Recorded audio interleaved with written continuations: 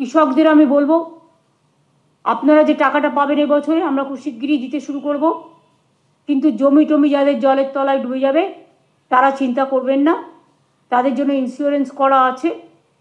সরকার আপনাদের ইন্স্যুরেন্সের টাকাটা টোটালটাই সরকার দেয় এবং প্রতি বছরই এর জন্য আমাদের হাজার হাজার কোটি টাকা খরচা হয়। সেটা আমাদের দায়বদ্ধতা আছে সামাজিক, সেটা আমরা করব। শস্য ভাণ্ডার এবং কৃষক ভাণ্ডার যদি না বাঁচে তাহলে মানুষ না খেতে পেয়ে মারা যাবে। কারণ বাংলা হচ্ছে ধনধান্যে পুষ্পে ভরা আমাদের এই বসুন্ধরা, শস্য সাফলা বাংলা। একদিকে যেমন বর্ষায় জল জমে ক্ষতি হয়, অন্যদিকে এই জন্য কিন্তু কৃষকরা লাভও পায়। তার কারণ হচ্ছে এই জন্য ধান্য উৎপাদনে আমরা এবছর প্রথম হয়েছি ইন্ডিয়াতে। এই কৃতিত্ব কৃষকদের, এই গৌরব কৃষকদের।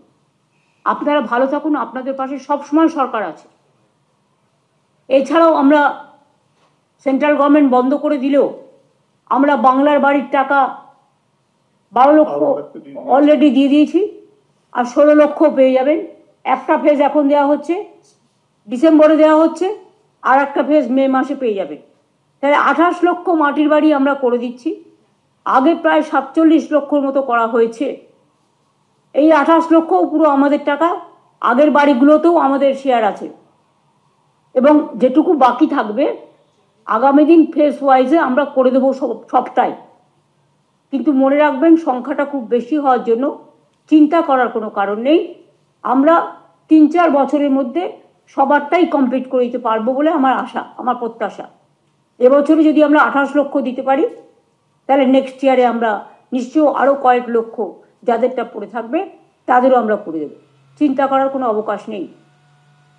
আর রাস্তাঘাটগুলো এই সময় কোনো ভারী গাড়ি যেন গ্রামীণ রাস্তা দিয়ে পার না হয়, ওদের কোনো সময় পার করতে দিই না যে গ্রামীণ রাস্তাগুলো আমরা পথশ্রী প্রকল্পে করি, কিন্তু তা সত্ত্বেও কিছু লোকাল ইন্টারেস্টের জন্য কিছু লোক ঢুকিয়ে দেয়, ফলে আমার রাস্তাগুলো ভেঙে যায়। সেটাকে কিন্তু টেক কেয়ার করতে হবে, পঞ্চায়েত ডিপার্টমেন্টকে সিরিয়াসলি মনিটরিং করতে হবে।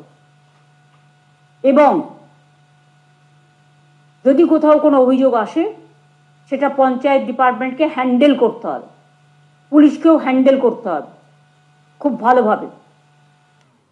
স্কুল কলেজ যদি কোথাও ডুবে থাকে সেখানে দরকার হলে, যেখানে হয়তো রিলিফের দেবার জায়গা নেই, স্কুলেই রাখতে বাধ্য হবে, তখন কিছু দিনের জন্য স্কুলের ক্লাসগুলো টিচাররা পরে করে নেবেন বা অনলাইনে করে নিতে পারেন।